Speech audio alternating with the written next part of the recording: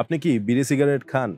সকালে ঘুম থেকে উঠে রাতে ঘুমাতে যাওয়ার আগে কিংবা ভারী খাওয়া-দাওয়ার পর কি একটা বিড়ি না ধরালে আপনার মনের ভিতর খচখচ করে?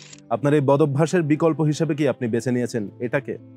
আপনার বাবা-মাকে কিংবা বাসায় আপনার পার্টনারকে আপনি যতই বোঝান যে সিগারেট খাওয়ার স্বাস্থ্যকর বিকল্প এই ভেপ, আপনার সাথে দ্বিমত পোষণ করতে পারে ২ জন। ১ আপনার ফুসফুস এবং ২ WHO। তাদের সাম্প্রতিক এক প্রতিবেদনে তারা বলছে যে এই ভেপ এনে দিয়েছে নতুন এক নিকোটিন আসক্তির জোয়ার। হ্যাঁ, এখানেও আবার চলে আসছে সিগারেটের ভেতর থাকা সেই তামাক। হ্যাঁ, তামাক থেকে নিষ্কাশিত নিকোটিনের উপর তাপ দিয়েই ধোঁয়া তৈরি হয় এই ভেপের। এখন আপনি বলতে পারেন এটার সমস্যা কি? সমস্যা হলো নিকোটিন একটি বিষাক্ত পদার্থ যা গ্রহণ করলে আপনার রক্তচাপ বেড়ে যায়, আপনার অ্যাড্রেনালিনের মাত্রা বেড়ে যায়, আপনার আসক্তি তৈরি হয় এবং বেড়ে যায় আপনার হার্ট অ্যাটাকের ঝুঁকি। এবং এই ভেপের ভিতর যত ধরনের ফ্লেভারিং ইউজ করা হয় যেমন ম্যাঙ্গো, গ্রিন অ্যাপেল, হেজেলনাট, লাটে, এই ফ্লেভারের নামগুলো শুনতে যতটাই আকর্ষণীয় হোক এখানেও আছে বিপত্তি।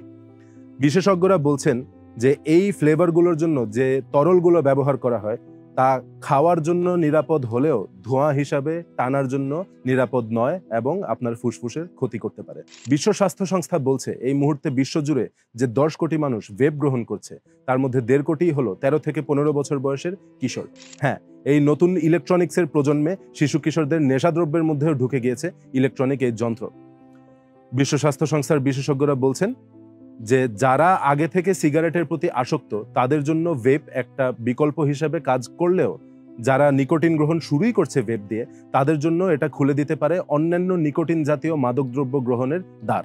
এটা সত্য যে বিশেষজ্ঞরা বলছেন সিগারেটে যে পরিমাণ ক্ষতিকর কেমিক্যাল থাকে তার ধারে কাছেও নেই ভেপের ভিতর। এটাও সত্য যে ভেপের ভেতর যেসব কেমিক্যালগুলো ব্যবহার করা হয় তা নিয়ে এখনো পরিষ্কার ধারণা নেই বিশেষজ্ঞদের। তবে মনে রাখবেন ১৯৩০-এর দশকে সিগারেটকে স্বাস্থ্যকর হিসেবে অ্যাডভার্টাইজ করতেন যুক্তরাষ্ট্রের ডাক্তাররা। তাই ভেপ খেয়ে আপনার কতটা ক্ষতি হচ্ছে সেটা জানতে হয়তো আপনার আরো ৫০ বছর লেগে যাবে।